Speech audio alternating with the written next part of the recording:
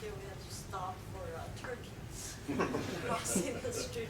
So I thought I would share with you today, instead of one particular work, but more of a journey that the field of computer vision has taken from a personal perspective in the past several years. And we'll focus on the word visual intelligence. So computer vision is a discipline that is going after the holy grail problem of enabling visual intelligence in machines, computers, and robots. That is the dream we have. And for this quest, maybe the very first question we should ask is, what is visual intelligence? Meaning, everybody would have your own definitions.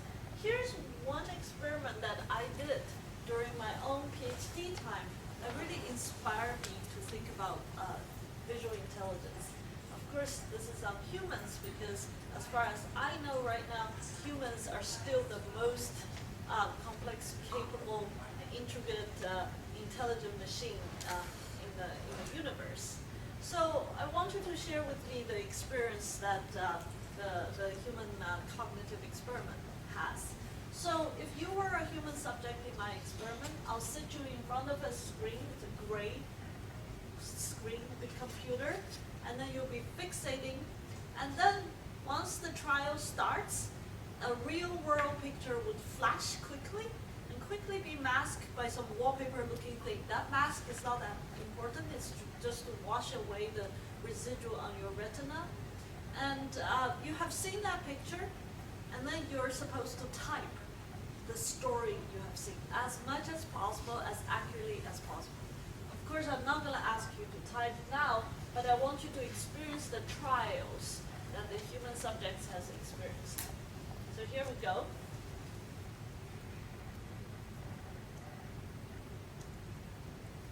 So I suppose that most of you have never seen these pictures before, yet most of you have no problem seeing each of the real world picture and experiencing the story.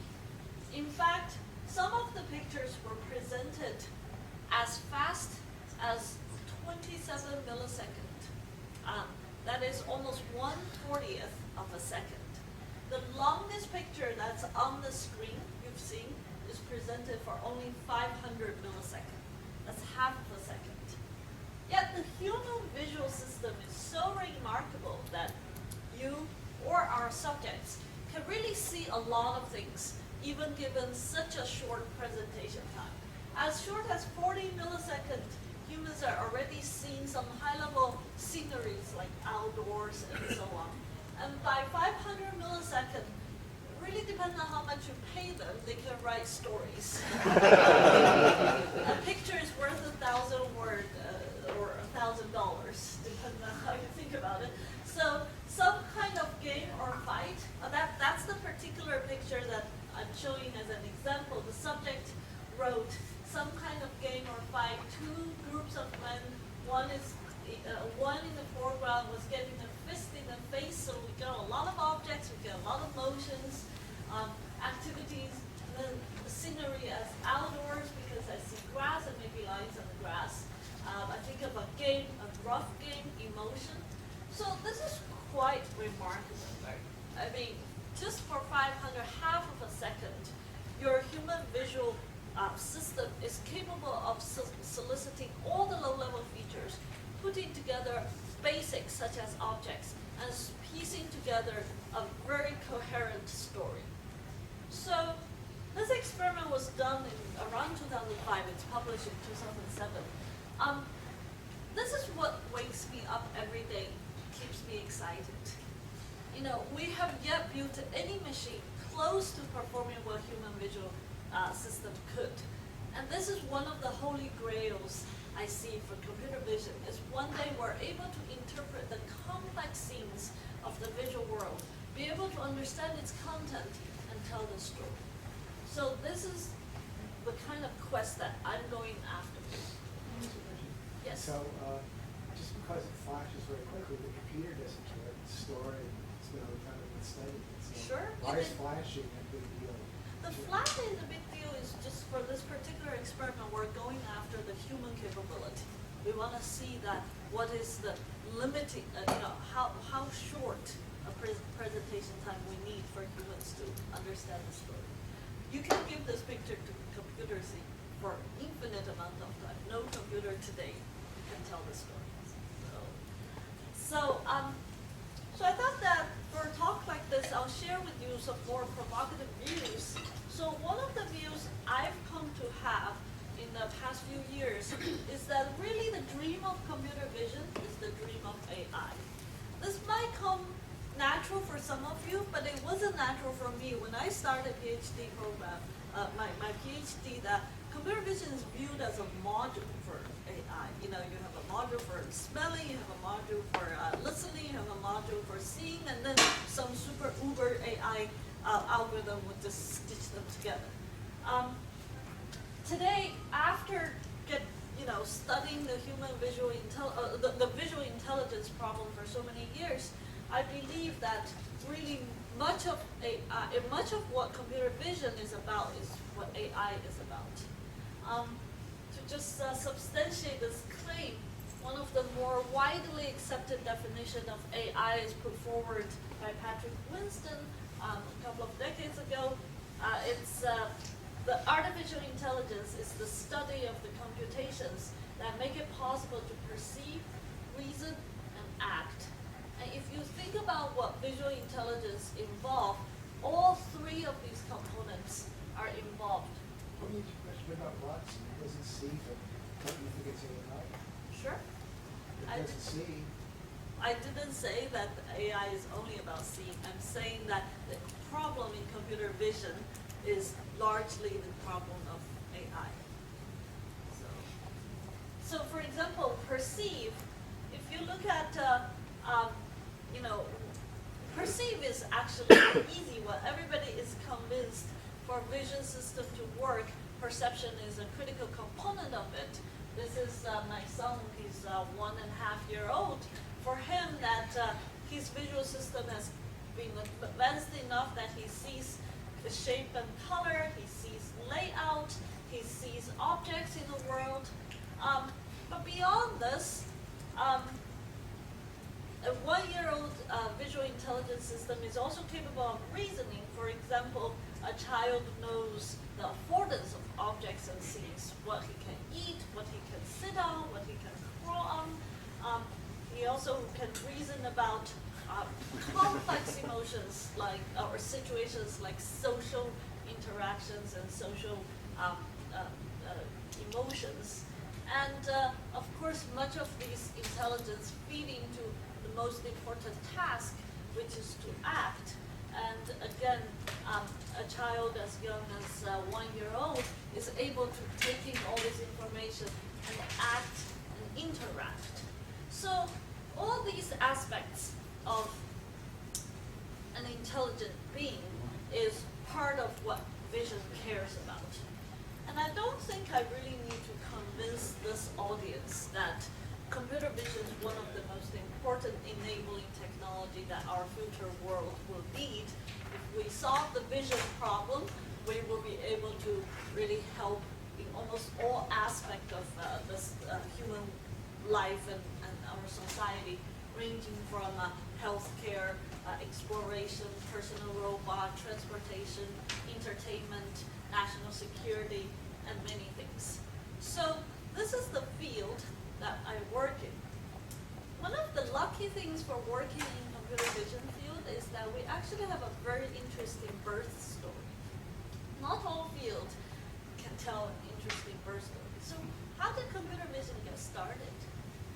Most people believe it started in the summer of 1966. At that time, computers, at least those gigantic mainframe computers, were kind of, around. And the field of AI was just born. And an ambitious MIT professor thinks that we're ready to solve vision. In fact, we're ready to solve vision in 1 summer. So I proposed a summer vision project that is an attempt to use our summer workers effectively in the construction of a significant part of a visual system. Now, we all know MIT has the smartest students and professors, in addition to Stanford. But computer vision didn't get solved in one summer. In fact, we have a really bubbling field today with at least 2,000 to 3,000 researchers attending annual conferences each year, and people like me still have jobs.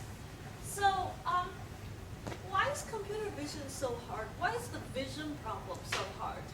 You know, the MIT professor had good reasons to believe. Part of, I think, his intuition was human vision is so effortless. I mean, I just showed you that experiment, right? Show you a picture, you get everything. There's colors, there's shapes, there's objects, and there's a story. I didn't have to spend so much time. It's much easier than calculus. So that was the intuition that probably had him miscalculating how difficult the actual vision problem is. Let me try to convince you, if you're not already convinced, what's the difference between what you measure on the image and what really human visual intelligence is. So here's a very simple illusion that everybody has seen before, probably, the monster illusion. And you know rationally, I'm just telling you there are two identical monsters and so on. So at the pixel level, you have exactly the same objects, yet your visual intelligence machinery sitting here has interpreted a totally different story from what the pixel measurement tells you. The story is a big monster chasing after a small monster. In fact, you probably feel the big monster has a very fierce expression, whereas the little monster looks scared. You know they're the same, but that's what visual intelligence is. Visual intelligence takes pixels and do a lot of complex reasoning behind it. And that process is unclear and very complex. This is my favorite visual illusion. I don't know how it works. People are still researching about it, but it really underscores how interesting visual intelligence is. Ted Adelson at MIT made this remarkable illusion. Some of you have seen it. The checkerboard block A and B, I tell you, they are of exactly the same grayscale intensity. I've seen this 1,000 times. Every time I see it, I still don't believe it. Now, I have to block off parts of this image. And now you see they are really identical, the grayscale. Remarkable. There's something amazing going on in the machinery of visual intelligence, that the computation changes pixel values into interpretable world. A famous Renaissance painting of this fruit vegetable guy, not a single pixel is meant for a face or person. It's all about fruits and vegetables. Yet all of you sitting here sees a man with a very healthy cheek and with funky hairstyles and everything. So another very nice artist, Escher, has played with human visual perception extensively. Here he's showing you that your human visual system is capable of seeing a very reasonable scene in the first layer of the level of the terrace, as well as the second level of the terrace. And in a glance, it doesn't really feel there's anything wrong. But when you start really looking into it, this is an impossible shape. So the computation that's going on here is not totally clear. And it once again underscores the difficulty of vision. Vision is a hard problem, mostly because we have a very lossy transmission from the real world to the imagery. We have a fundamentally 3D world. If you add time, that's 4D. Yet the imagery that comes to our retina or comes to our camera is 2D. And that just introduces a lot of things or a lot of issues that we have to resolve. In fact, that the first documented person that appreciated this problem is, again, Plato. You probably recognize most of humans' problems. And so Plato made an analogy for the problem of vision as the prisoners of the allegory of the cave. So in this case, the prisoners are tied on a chair and are forced to look forward at a wall. And behind the prisoners is a stage of play of characters. Of course, by definition, that's more or less a 3D world. And then the prisoners are just seeing the shadows of that play of the characters. And their task is to interpret what the story is or what the play is. Plato uses this example to illustrate that it's not that easy to really infer the real 3D world when you are only presented with the 2D information. So that is, computer vision scientists, every one of us, are like the prisoners of the allegory of the cave. We are given the 2D world by on the image, or in the case of video, plus the time. And we have to infer and understand what's the real 3D world behind these pictures. So, I guess I spent some time trying to put everybody on the same page with us to appreciate the difficulty of the problem of vision. So, since 1966, it's almost 50 years, the field of vision has gone a long way. We've made some remarkable progress. Some of the progress is already affecting or benefiting your own daily life. For example, lots of big progress in 3D vision has enabled very useful products and applications like Google Street View, Microsoft PhotoSync.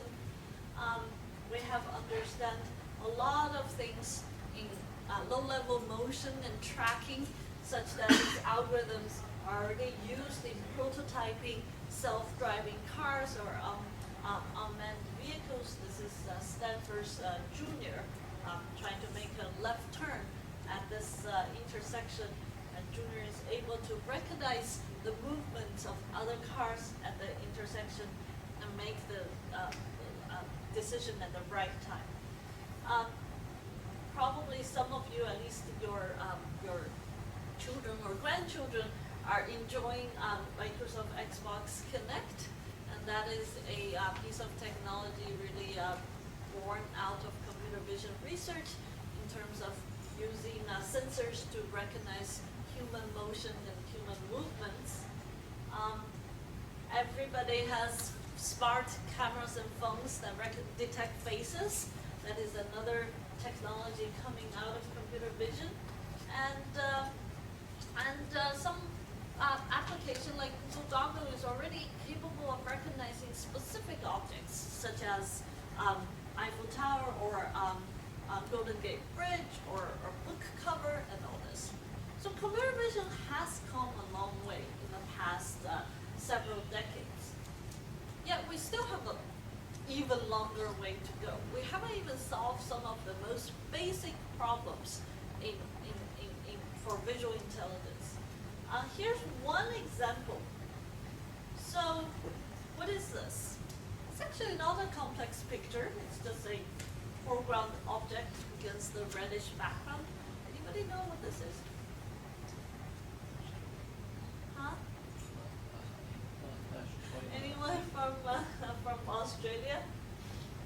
Okay, it's well, no worries. Google doesn't know either.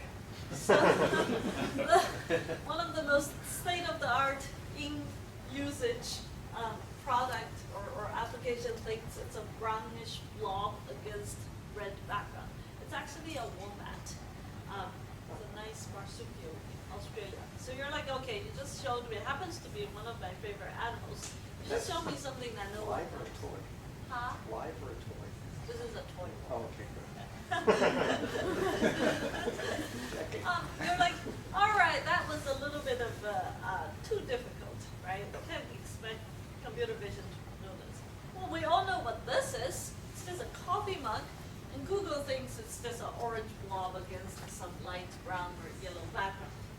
So one of the most fundamental problem or fundamental functionality for visual intelligence is object recognition. And we have not even solved that yet. We've made a lot of headway, we'll talk about it, but for the rest of the talk, I thought I would instead of talking about the entire visual intelligence problem, we'll focus on this particularly important problem of object recognition and look at the journey we have taken as a field as well as personally. So let me just put everybody on the same page because some of you might not come from the computer vision background. What is the object recognition problem?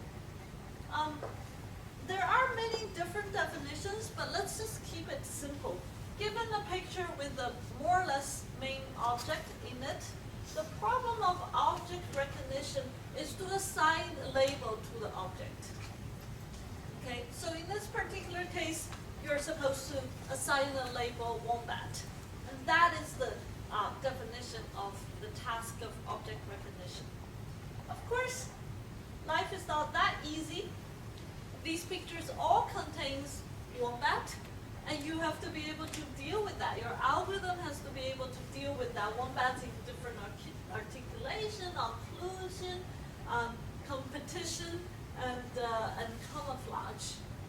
And the world is also 3D, right? So you have to recognize wombat in all kind of visual angles. So even a simple wombat, the problem is quite complex. The degree of freedom, the variabilities is almost infinite. So let me bring out, at this point we have to be thinking about how do we solve this problem. And let me bring out my second claim of the day to just get us thinking.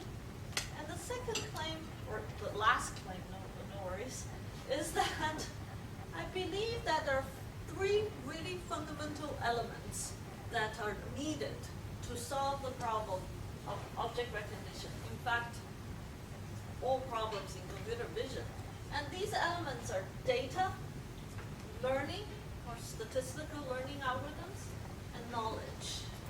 And for the rest of the talk, I will expand on this claim and try to convince you how these three different elements have already come into play and how they can influence the future for solving